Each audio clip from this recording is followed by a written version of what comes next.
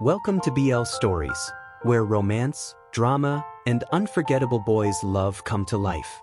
Love knows no limits, and the best stories aren't always straight. Subscribe now and join our growing BL-loving family.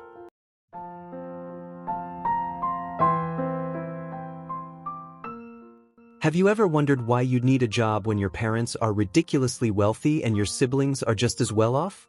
Seriously, why bother working when you can have anything you want, anytime you want it?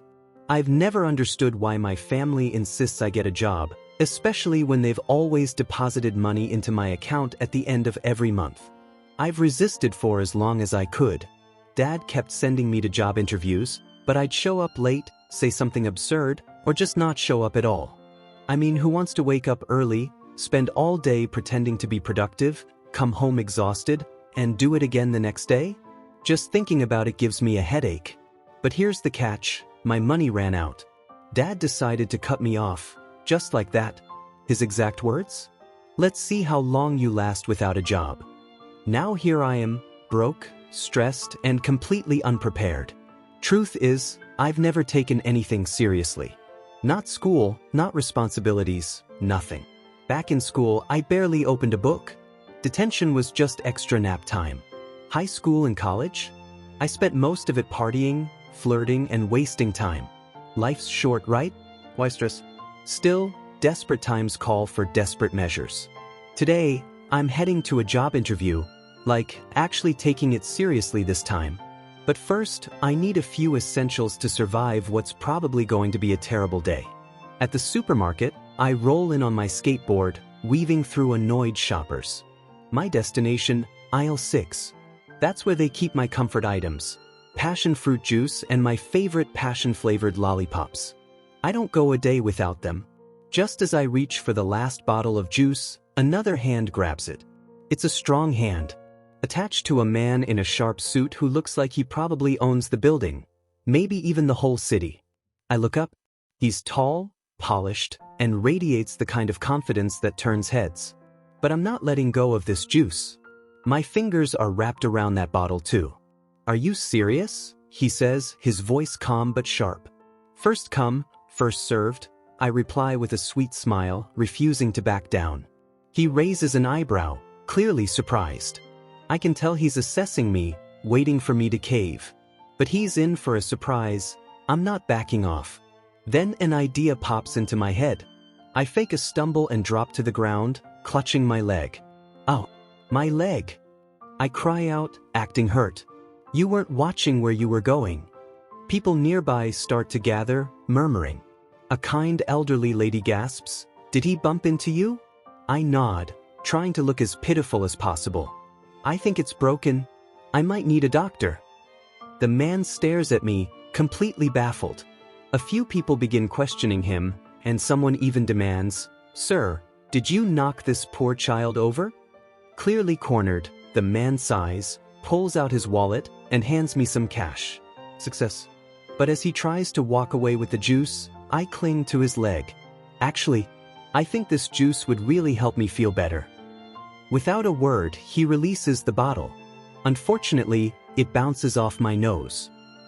Okay, that really hurt. Blood trickles. My leg is fine, but my nose might actually need some medical attention. I hop on my skateboard and speed out of the store, ignoring the concerned voices asking how I'm skating with a broken leg. At the hospital, the doctor says it's just a scratch. But I snap a dramatic selfie, blood and all, and send it to the family group chat. I had a bad fall. Nose might be broken. Hospital won't treat me unless I pay up front. Within seconds, the CEO, the same man who, let's not forget, indirectly caused this nose situation, leans forward slightly. A smile begins to spread across his face, slow and deliberate. It's not a friendly smile. No, it's the kind of smile someone wears when they know something you don't. "Yes," he says smoothly. "Sit. I'm sure you're in so much pain." The way he says it, all slow and sarcastic, sends a chill down my spine. He's definitely planning something. But before I can figure out what, he announces, "Congratulations. You're hired, Mr. Julian Wilson. I'm sure you're going to love it here. It's every worker's dream." My jaw nearly hits the table. What? Did he just hire me? Just like that? No questions? No tests? No actual interview? The look in his eyes says it all. He's not giving me a job, he's giving me a challenge. Or a punishment. I'm not sure which yet. What? One of the men blurts out. Sir, with all due respect, this kid is totally unprepared. We have candidates with real qualifications. Actual experience. The CEO shrugs. He's determined. He showed up late, injured, and still made it. Isn't that what we look for? Determination? There's a pause. The sarcasm in his tone is clear, but no one dares to argue further. But, sir, the other man tries again. That's final, the CEO says firmly, standing up. He starts now.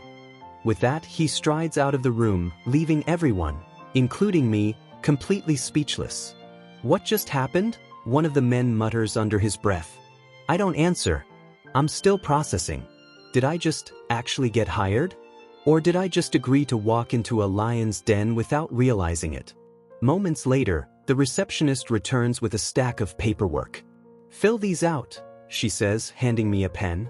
Still dazed, I scribble my name across the forms without reading a single word. As she walks away, I feel a strange mix of triumph and dread. Yes, I got the job, but clearly this CEO, who has it out for me, is up to something. Something I'm not ready for. I have a job. A real one. And whatever happens next, good or bad, I'll figure it out.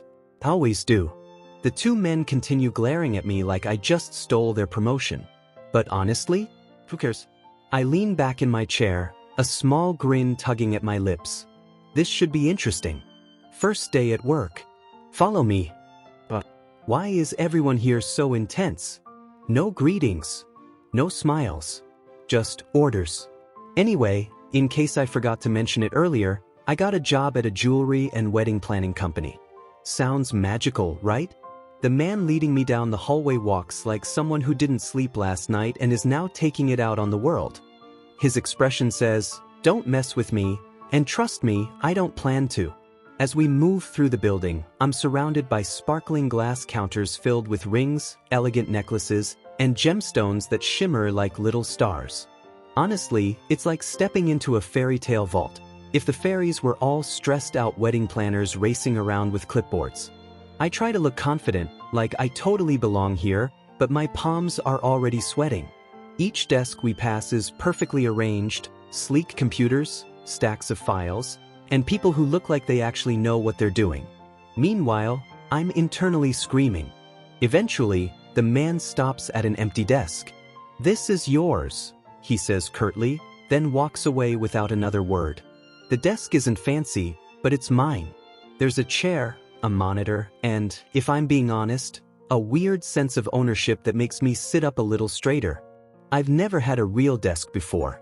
Just as I try to settle in, a woman with sharp eyes and a towering stack of papers marches up to me. "Finally, someone's in this seat," she says, dropping the papers on my desk with a loud thud. "Look through these and get them back to me, fast. We're on a tight schedule." Then she's gone. No introduction. No explanation. Just paper. So much paper. I blink at the mountain in front of me, totally lost. I glance around for help. Everyone's too busy typing, flipping through binders, or muttering about centerpieces and seating charts. I lean toward the guy at the next desk. "Hey, any idea what I'm supposed to do with these?" He barely nods, eyes glued to his screen. Plan B.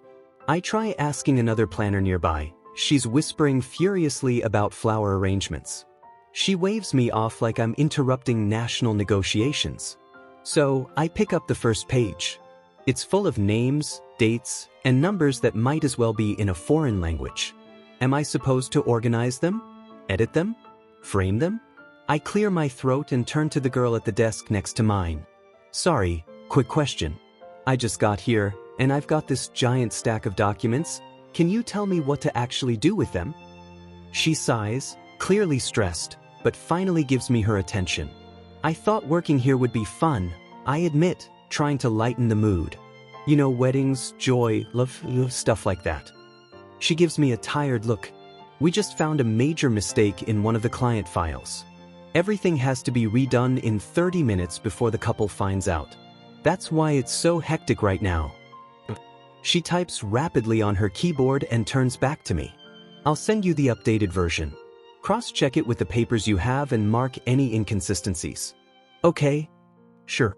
I think I can handle that, I say, still slightly unsure. Good. Give me your email. I rattle it off.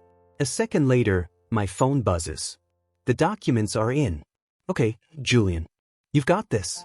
I give myself a silent pep talk. You're smart. You're capable. And you definitely don't want to get fired on your first day. I dive in. Surprisingly, it all starts to make sense. I find a mistake, highlight it, and double-check everything to be safe. I'm done, I say, turning to the girl. Where do I send these? Each file goes to a specific department. Just match it with the team it belongs to, she says without looking up. Which departments exactly? She lets out an exasperated sigh. Didn't the department head give you those? Go find her and return them. Or ask someone else. I'm swamped. With no other option, I get up and wander through the office looking for the woman who dropped the papers on my desk like a storm cloud.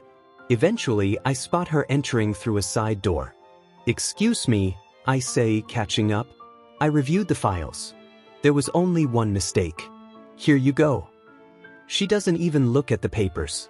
These need to go to the correct departments. And you're telling me you're done already? Make sure each team gets the proper corrections. Do you understand? She says sharply, walking away without waiting for my response. I stand there, stunned. Seriously? I wasn't even the one who messed up in the first place. I take a breath, trying not to explode. This whole place is chaos. People barking orders, no support, and I'm expected to fix it all on my first day? Nope. I've had enough. Without another word, I turn on my heel and march straight toward the CEO's office. Knock knock. I don't wait for permission. I just knock and step inside. Come in, a calm, deep voice calls from within. I push the door open and walk in. Just leave. Your face is the last thing I want to see right now, he snaps, clearly annoyed. Well, you shouldn't have hired me if you didn't want to see me around here, I reply with a confidence I don't quite feel. Don't flatter yourself. Do you really think I hired you because I wanted to? He says sharply, eyes narrowing. I'm not naive. But let's put that aside for now. I need your help. Everyone downstairs is swamped, and this is urgent. Honestly, you owe me. I had to start working the second I stepped in, thanks to you. You didn't even have a proper interview, he scoffs. And don't talk to me like we're equals. Get out. I have more important things to do. Besides, I don't handle your department's work. Come on, I sigh. I just need to transfer these documents to other departments, but I don't have the layout or access. Just help me out this once. We can go back to being sworn enemies afterward. He glares at me, clearly irritated. I can feel the tension in the air, but I stand my ground. Give me your email. I'll send the links, he finally mutters. I'd appreciate that, but I still need your laptop. It'll take forever on mine to search, save, and send everything. I'm sure you already have the files bookmarked. Enough. You're giving me a headache, he interrupts, rubbing his temples. I'm not helping you with anything. If you don't want the links, then leave. Seriously? The headache? I'm not even being loud. What did you just call me? He says slowly, voice dangerously calm. Oh no.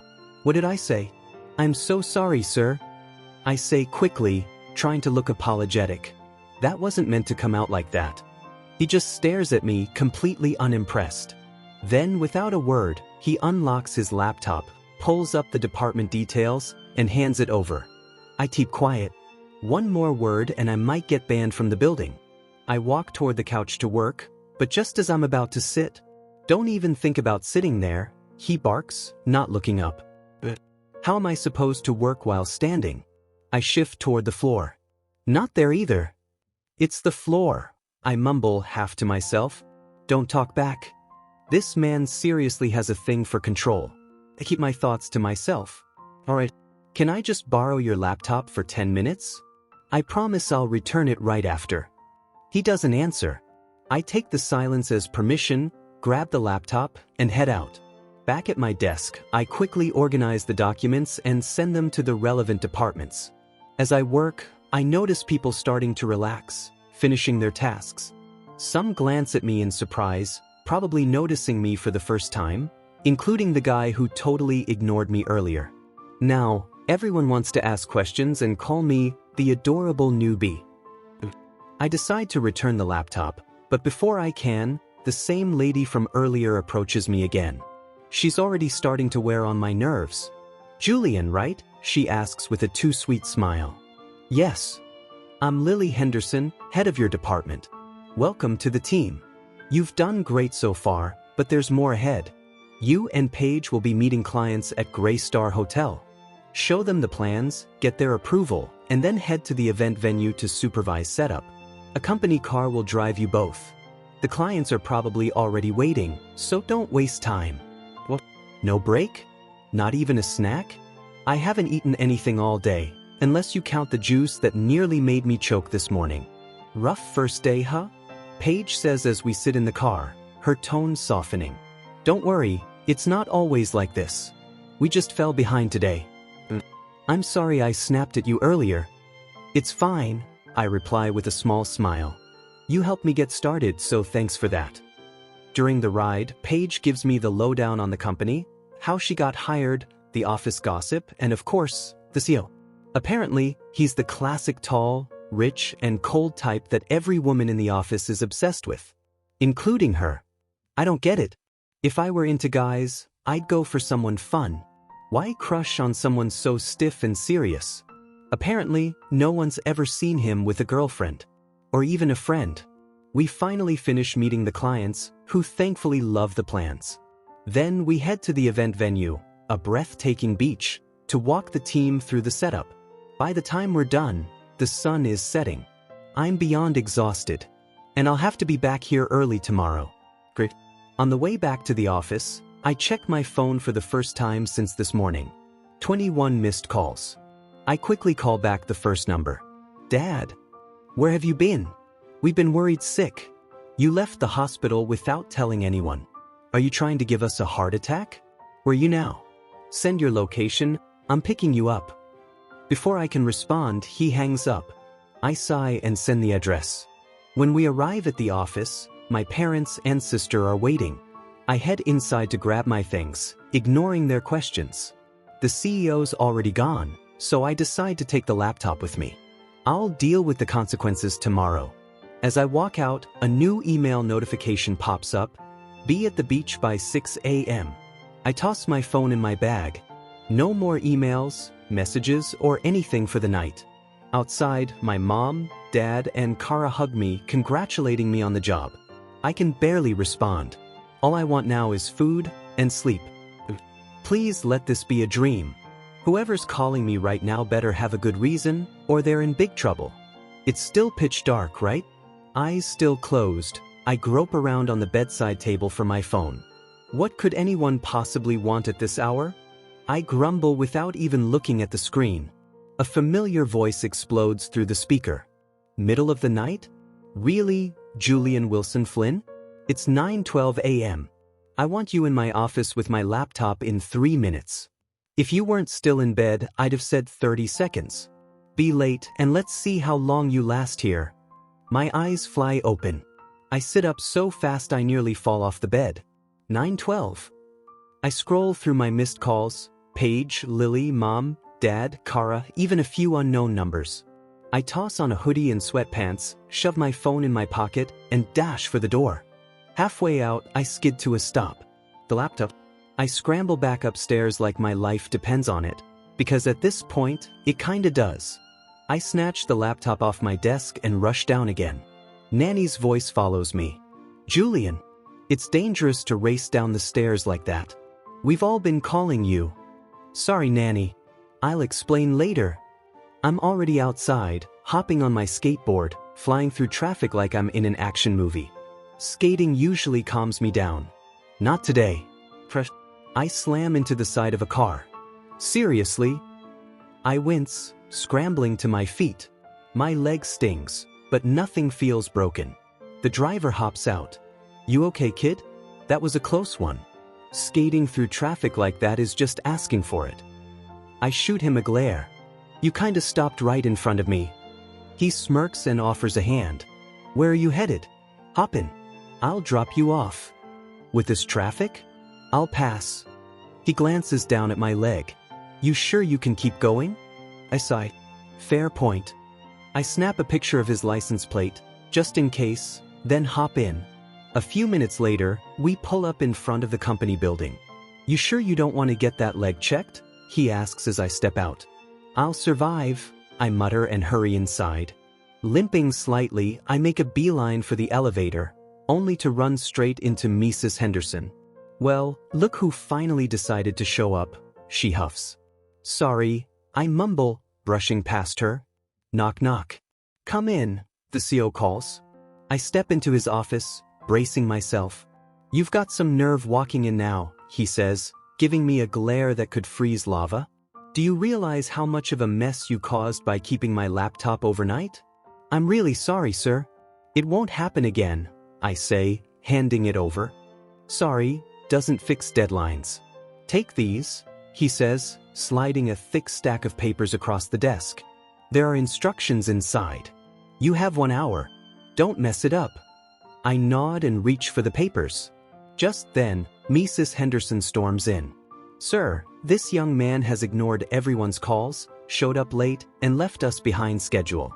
Frankly, he's becoming a liability." The CO barely looks up. "Then help him fix it. Isn't that your job?" "But sir," I said, "I'm done, Mrs. Henderson." She storms out, her glare sharp enough to cut glass. "And you?" the CO snaps at me. "What are you still standing there for? Get to work, William." "Right away, sir," I say, then pause. "Just so you know, I prefer to be called by my first name. Or if you must, Mr. Flynn." The look he gives me makes me bolt for the door. So now I'm being punished because I didn't return his laptop on time? Or is it because of what happened yesterday at the mall? If I'd known he was going to dump all this work on me, I wouldn't have rushed in so early. I haven't even eaten breakfast. I need to take care of myself first. Everything else can wait. Just as I'm about to get up, Mrs. Henderson presses me firmly back into my chair and drops a thick stack of papers on my desk. "This is our next client," she says briskly. "Their wedding is in 3 days. You'll be handling the entire event. Their contact information and all the necessary guidelines are in these files. Every step you take, run it by me. We can't afford any mistakes." She starts to walk away, then pauses and turns back. And just to be clear, this isn't punishment. December is peak wedding season. We're overwhelmed, and sometimes that means working together on the same plan. So, I expect you to do your best. As she turns again, I finally find my voice. "With all due respect, Mrs. Henderson, I know I messed up this morning, but it wasn't on purpose. I didn't come here to be treated like this. I'm not doing this alone. If that's what you're expecting, I'd rather leave the job." I stand up, frustrated. "Yesterday, you piled work on me the moment I arrived without a single word of instruction. I didn't complain because I understood the urgency, but this is too much. If I don't get someone to work with, I'm done." She gives me a dry smile. "Well, that was the idea. Honestly, I was hoping you'd quit. I just don't think you're the right fit for my team." My stomach twists, but I steady myself. "Then I've changed my mind. I'm not quitting, especially not on your terms." I turn and walk out of the room, fuming. What is her problem with me? From the first day, she seemed to dislike me. But honestly, who cares? I knock on his office door for the second time today. "Yes." His deep voice rumbles from inside. I step in, my anger bubbling over. "Is this how you treat your employees around here? Like we're machines?" He doesn't even look up. "I'm waiting for the work I gave you. You're wasting time." "You need to talk to Mrs. Henderson," I say sharply. She expects me to plan a full wedding alone, and I'm still new here. I don't have the experience. He continues typing, unbothered. "That's between you and her. I don't micromanage her department." "I'm serious. I can't do this on my own." I have deadlines too, Mr. Williams. Listening to complaints isn't one of them. If you're unhappy, you're welcome to leave. That's it, I'm done. I resign.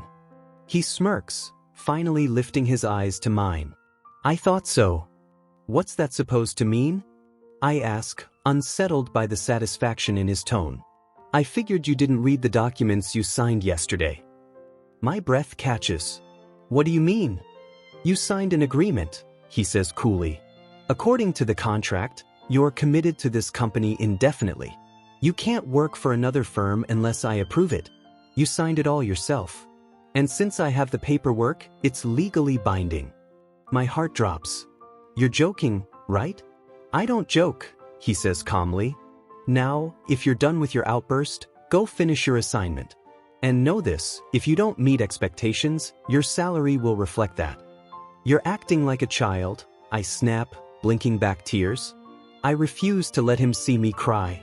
You should have thought about that before you confronted me at the mall, he says, a trace of smugness in his voice. Maybe fate brought you back so I could teach you a lesson. This is seriously about that mall incident? I stare at him in disbelief. Get back to work, Williams. The deadline stands. And just so you know, if you leave now, you won't be coming back. I won't hire you again. And with this contract, finding another job won't be easy. So, make smart choices. I walk out stunned. For the first time in a long while, I'm speechless. Instead of heading to my desk, I go straight to the cafe. There's a mountain of work waiting, but at this point, I don't care. If he fires me, I'll figure it out. My parents might be upset with me now, but they won't stay silent forever. They'll help me eventually. At least they'll know I tried. At the cafeteria, I order way more food than I need. I eat until I'm full, maybe too full, and then, reluctantly, I head back to my desk. I decide to check on his work first. This is going to need focus and a clear mind. Not ideal, considering how scattered I feel right now. Maybe I'll just start with a bit and finish the rest later. I grab his laptop. Password? Seriously? I'm not going back to his office to ask. He's the last person I want to see right now. I sigh and set it aside.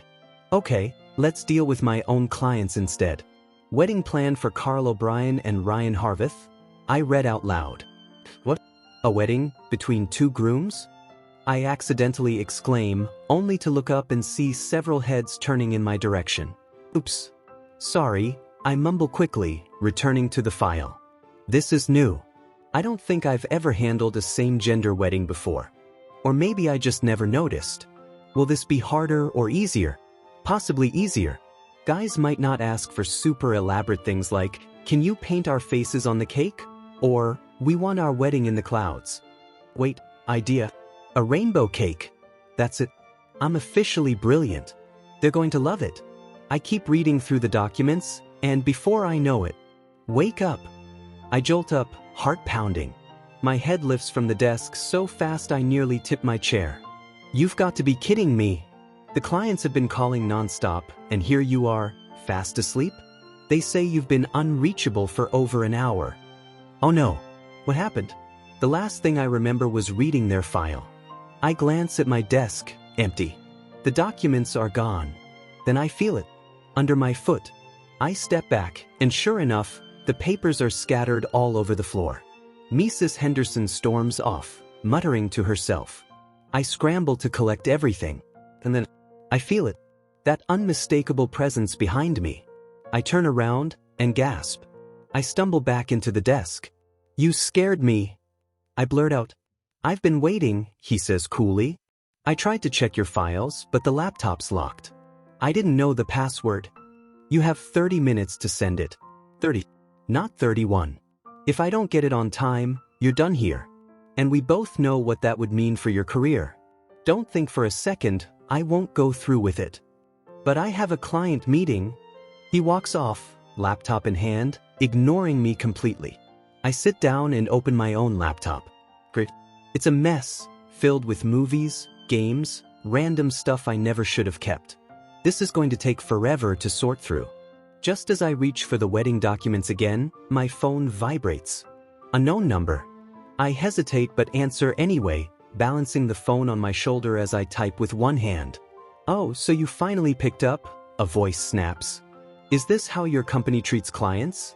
We've been waiting over an hour. Don't bother anymore. We're taking our business elsewhere." "If you'd let me explain, please, I'm on my way now. Just give me a few minutes. I'm so sorry for the delay," I say, already racing toward the elevator. He hangs up. Does that mean he's waiting, or not? I rush outside and flag a taxi. "Quick, this location, please," and step on it. As the car speeds away, I fume quietly. That guy, he's like a robot. No emotion, no empathy. Just deadlines and threats. "We're here," the driver announces. "Thank you." I jump out. "Hey, you haven't paid," he calls after me. "Oh no." I check my pockets. Empty. "Can I transfer the fare to your number?"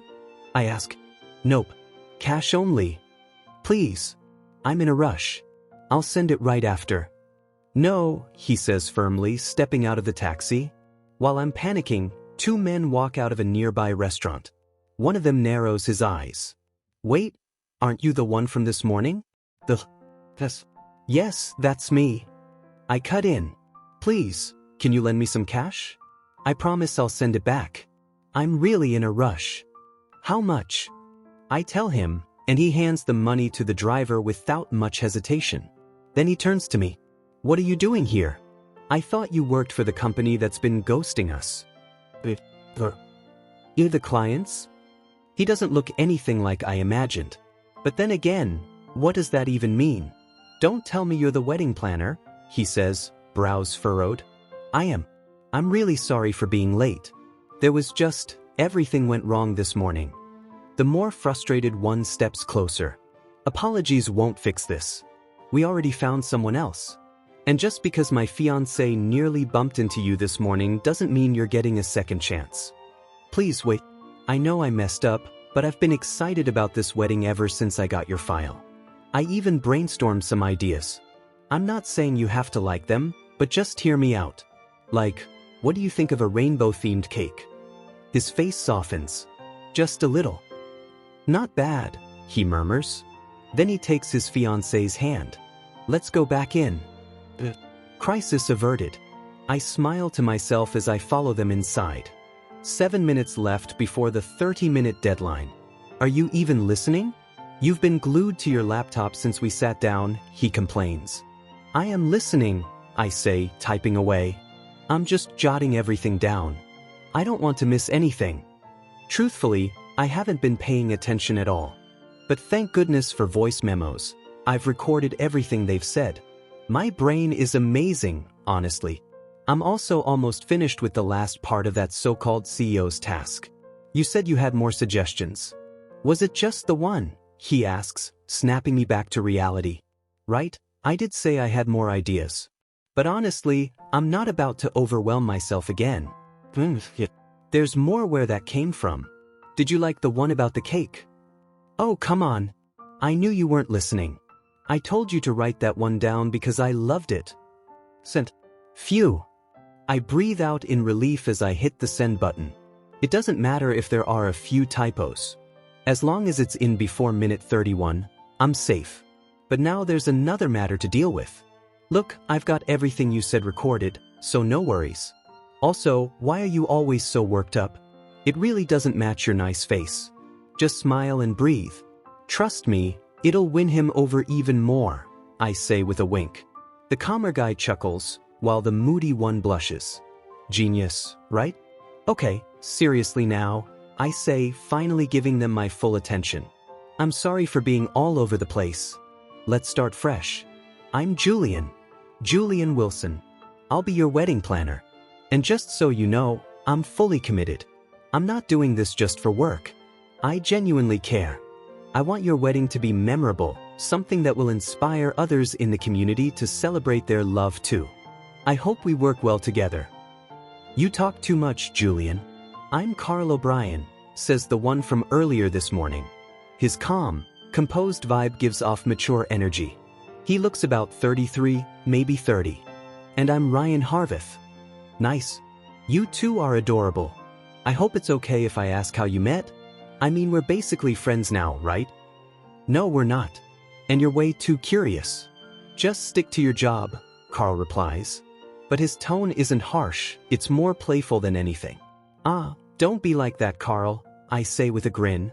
Honestly, I just need a fun distraction after nearly losing my mind earlier. We met in high school. That's all we're telling you, Ryan chimes in. Wait, seriously? High school? I exclaim. Yes, Ryan says, and even though he's trying to keep it short, his expression gives him away. He looks like he's holding back a full-on love story. Carl turns to Ryan with a soft, almost dreamy look, like he's falling in love all over again, right in front of me. But all those years? I ask, amazed. How have you stayed together so long? That feels impossible. Truthfully, I've never been in a relationship. I don't even want to be. I like my freedom. I want to go wherever I like, be with whoever I choose, and not owe anyone an explanation. We'll catch up again soon, Carl says, standing up and gently taking Ryan's hand. Just keep us posted on progress, tell us what's possible, and work on your time management and your nosiness. I laugh at that. Yes, sir. Got it. I reply, still smiling. I never believed in love, until now. Sure, I've seen it in my parents, my sister and her boyfriend, even my brother and his wife. But none of them ever made me feel it was real. These two? They just did. Suddenly, my phone vibrates, dragging me out of my thoughts. When I see the name on the screen, my mood drops. I turn it off. I haven't really been on my phone lately. So many missed calls and unread messages. I haven't posted anything on social media since I started working as Wilson. I'm probably losing friends. I'll need to start making new ones here, since I barely have time to see my old ones. I miss the good times.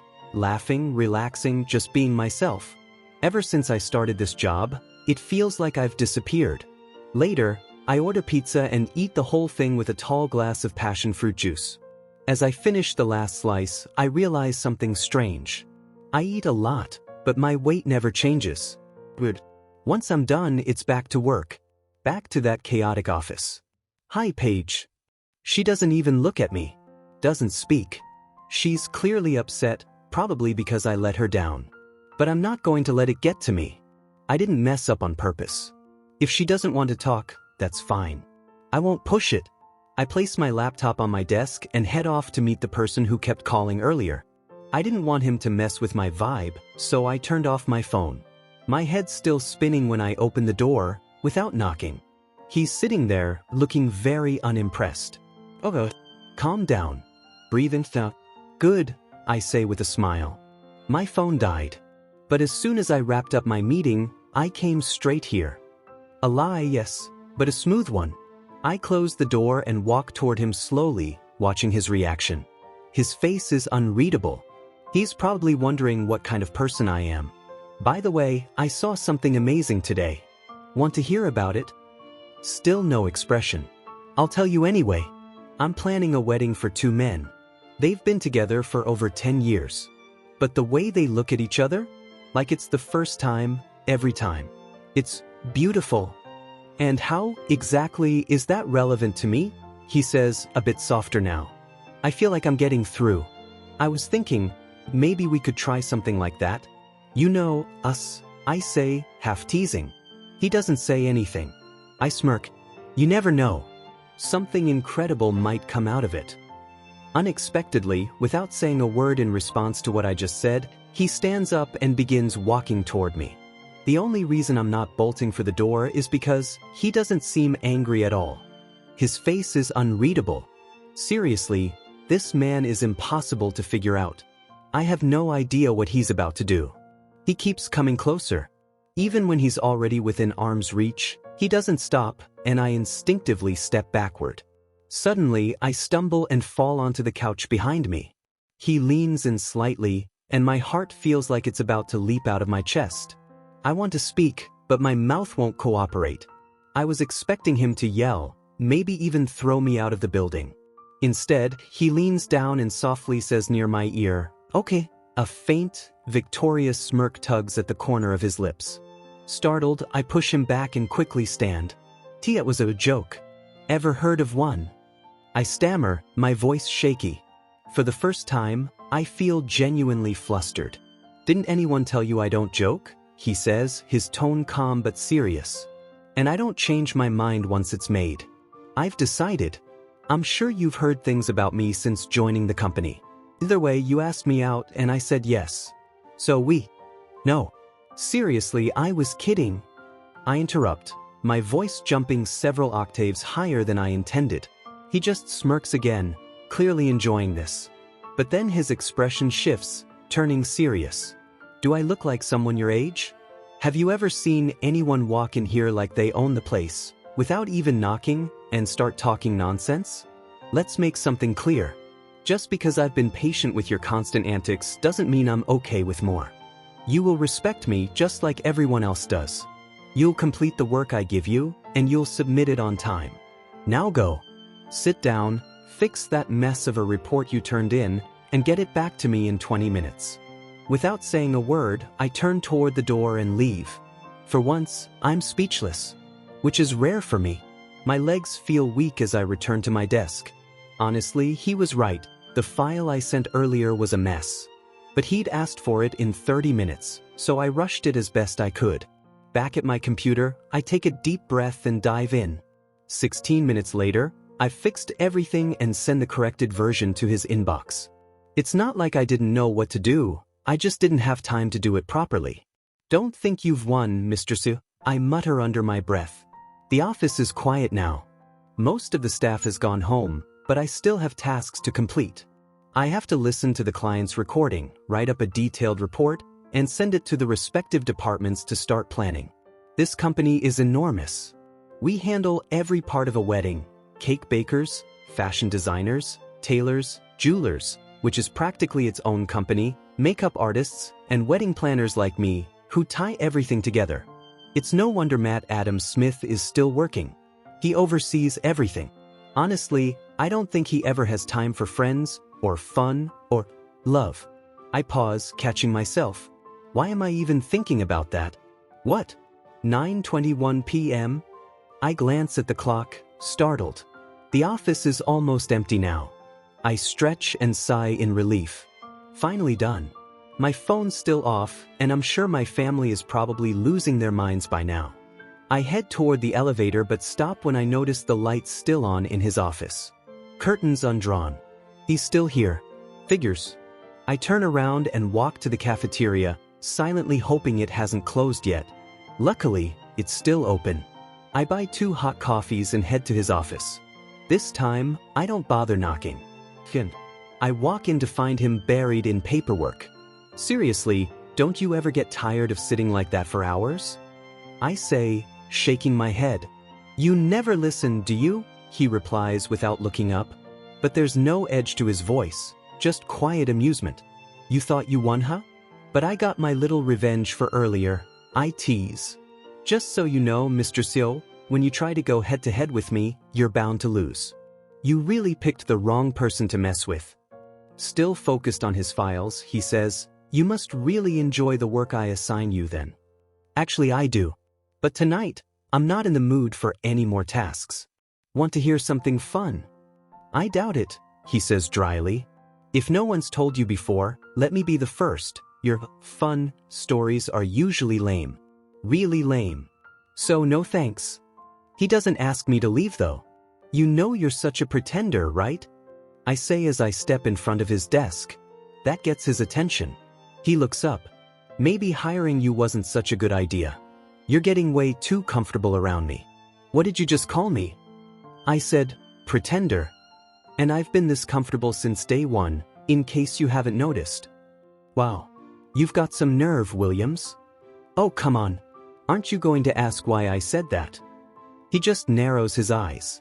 Fine, I'll tell you anyway, I continue. You act like you can't stand me, but I have a sneaky suspicion that you actually like having me around. Of course, that's not true. I just say it to mess with him. Is that so? He says, clearly amused. You really think highly of yourself, don't you? For a moment, it looks like he's about to laugh, but he quickly masks it. I don't think it. I know it, I say smugly. He finally leans back and shakes his head. Get out of my face. But unless I want to leave, I won't. Adam's POV. I hired him to teach him a lesson. Somehow, he's the one teaching me something every single day he walks into this office. I've never met anyone quite like him. He's unpredictable, bold, frustrating, and yet, I find myself thinking about him more than I should. No one dares to challenge me the way he does. You should have known who you were messing with before you did, he says, mimicking my own words from earlier, that same spark in his eyes. Just when I thought I'd finally earned his respect through intimidation, he turns the tables, again. But let's be honest, that's not really the issue anymore. The real issue is this strange warmth in my chest every time I realize he's still here. Why does it matter to me that he hasn't gone home yet? And worse, why does it feel oddly comforting knowing he's back in my office, interrupting me once more? He teased earlier that I was pretending not to like having him around. I brushed it off. But now, I'm wondering, did he see something I haven't fully admitted to myself? Are you in the mood for hot coffee? He asks casually, circling my desk with 2 coffee tins in hand like he just remembered he had them. He hops onto the edge of my desk, placing the cups beside me as if it's the most natural thing in the world. I have no idea what else I can do to make him take me seriously. This is unbelievable. I could fire him. I have every right to, and maybe I should. But it doesn't feel right anymore. First, get off my desk, I say flatly. Second, no, I'm not in the mood for coffee. So, if you don't mind, I'd like to get back to work. I try to sound stern, but his amused expression tells me it didn't land. He's grinning like I just told a joke. You called me a frame last time and now bones? Really? He says, feigning offense. Try asking nicely. My butt is not made of bones. Stop describing me like I'm some science project. Do you want me to physically move you off the desk? I ask, raising an eyebrow, trying not to smirk. Absolutely not. He hops off immediately. Small victory. At least you take some things seriously, I mutter. You know you want the coffee, he says, crossing his arms. Drop the pride already. No, thank you. I used my own money to buy that for you, Mr. C, he replies, overdramatically wounded. You mean the money you practically borrowed from me at the supermarket? That doesn't count. You gave it to me. Voluntarily. Are you drinking it or not? I'll take it with me if you're just going to be difficult. I'm already late. You're always late. Why act like this time's different? I shoot back. And like I said, I don't need it. But I'm starving. But I'd rather pass out than let him see me drink it. I bought it especially for you, he says, eyes pleading. When you say, especially for me, all I hear is that you poisoned it. Exactly. You caught me, he deadpants. I couldn't take your attitude anymore, so I put poison in it. Happy now. He mumbles something under his breath. What was that? Nothing. A knock on the door cuts him off. Great. Who's bothering me after hours? Yes. I call out. The security guard steps in. Sorry to disturb you, sir. There are 2 people at the gate claiming their son works here. He hasn't come home and his phone's off, so. That's me, Julian interjects. I'll be out in a minute. As the guard leaves, Julian turns to me. A minute is already over, I say sharply. Oh, come on, we were just talking. You should stop kicking me out every time I come in here. Besides, today we were actually getting along. Speaking of which, when do you take a break? Do you even leave this place? We are not getting along, I reply. And I'm not answering that. Go home, Wilson. You know, he says with a grin, we'd make a pretty good pair of friends. I'd be your best one too. Friends? We are not friends, I snap. In case you forgot, I'm your boss? Yeah, don't remind me. He raises his hands in surrender. Fine, I'm leaving. But you better stand up soon, or you're going to turn into a statue in that chair. Have a good night, H. What? HH, it's your nickname. All friends have nicknames. And just like that he's gone. HH? What on earth does that mean? And did he just tell me to stand up before I become a cripple? I glance at the coffee. Then, without thinking, I grab both tins and drink them, fast. Refreshing. I quickly straighten my expression when I realize I'm smiling. For no reason. This guy is seriously getting under my skin. Back to work. 20 minutes pass. I'm staring at the same page, not reading a single word. His ridiculous comments keep echoing in my mind. That smug smile. That voice. His energy. What am I doing? This is a waste of time. I need to leave. Maybe if I drive home and change my surroundings, I'll stop thinking about him. I pack my things and head out. But even at home, I still can't concentrate. Thanks for listening to today's BL story. If it made your heart skip a beat, don't forget to like, comment, and subscribe. Only here on BL Stories, where love knows no limits.